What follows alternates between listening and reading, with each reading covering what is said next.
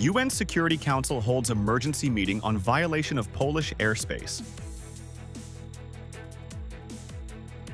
FBI offers $100,000 reward in hunt for assassin of Trump ally.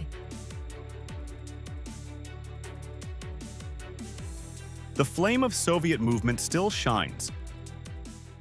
Hello, so good to see you again in today's news by Nghệ An Press and Broadcasting Agency. Now here we go, the first headline of the show. The United Nations Security Council is set to hold an emergency meeting today to discuss the drone incursions into Polish airspace, which Warsaw accuses Russia of being behind as an attempt to test the Warsaw and NATO's response.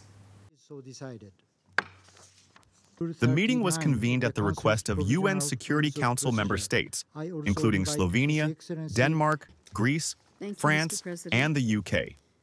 Polish Prime Minister Donald Tusk previously stated that at least 19 Russian UAVs had entered his country's airspace, most of which came from Belarus.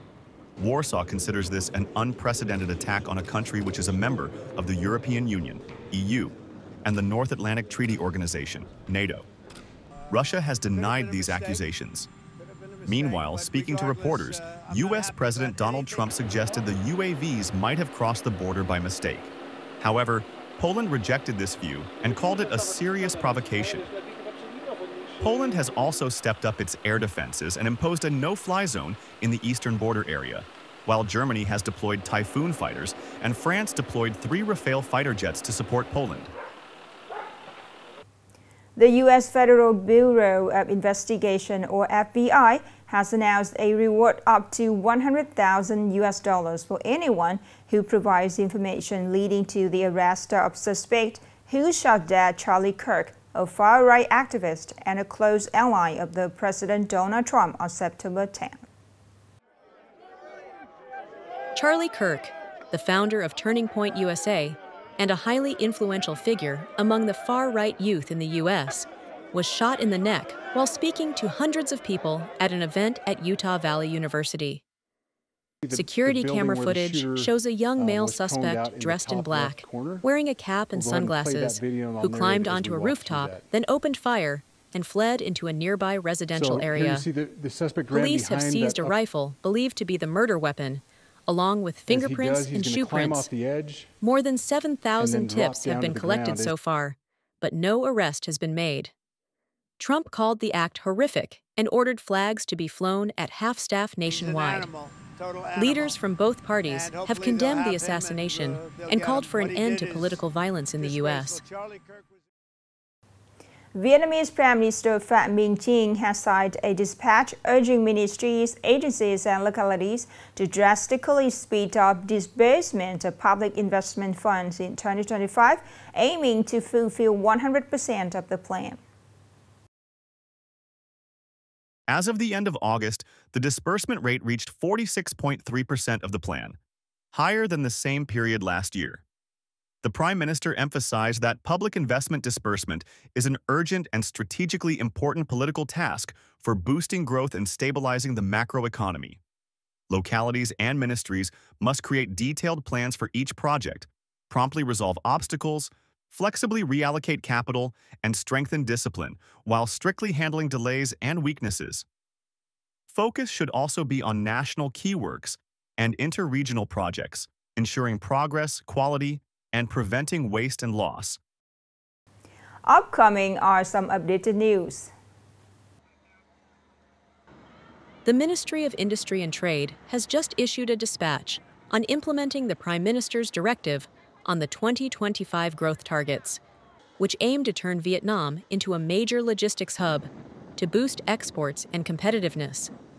The ministry calls for accelerating industrial restructuring, development of new technologies, high-quality human resources, targeting value-added growth for industry to reach 9.6–9.8%, for processing and manufacturing to reach 11.2–11.5%.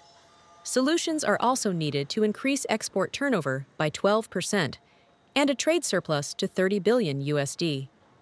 The ministry also considers to build a duty-free port model to turn Vietnam into a regional logistics center.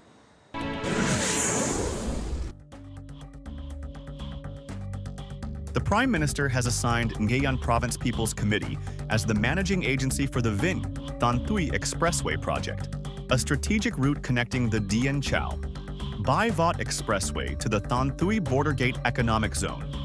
The 60-kilometer 6-lane highway, with estimated investment of nearly 24,000 billion VND, is expected to commence in 2026 and complete in 2029. This is an important project that will contribute to promoting trade and expanding the development space for the North Central region.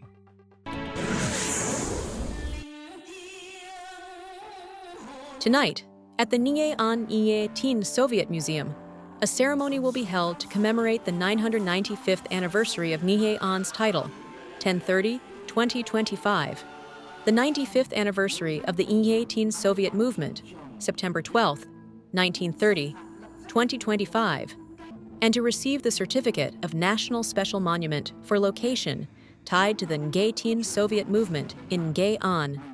The highlight of the ceremony is the art program titled Flame of Soviet, combining traditional performance, opera, song, dance, and state-of-the-art 3D mapping technology first used at the museum. The ceremony honors nearly a millennium of cultural history, reaffirms the steadfast revolutionary and cultural heritage, and pays deep tribute to generations who sacrificed their lives for the nation's independence and freedom.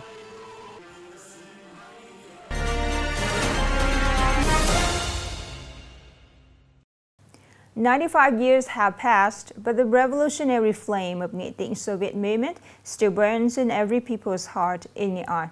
It is not only a glorious milestone in the history of national liberation, but also a source of strength that allows us to step forward with confidence. More in the story today. In September 1930, under the leadership of the Communist Party of Vietnam, the Nghe Tin Soviet movement erupted like a revolutionary storm. Farmers, workers, and intellectuals rose up to establish government of the people, by the people, and for the people, for the first time in Vietnam's history, illuminating the revolutionary path for the whole nation. The revolutionary spirit of Nghe Tin's people at that time was uncompromising in their fight to win independence for the nation, liberate the people, and to build a new regime.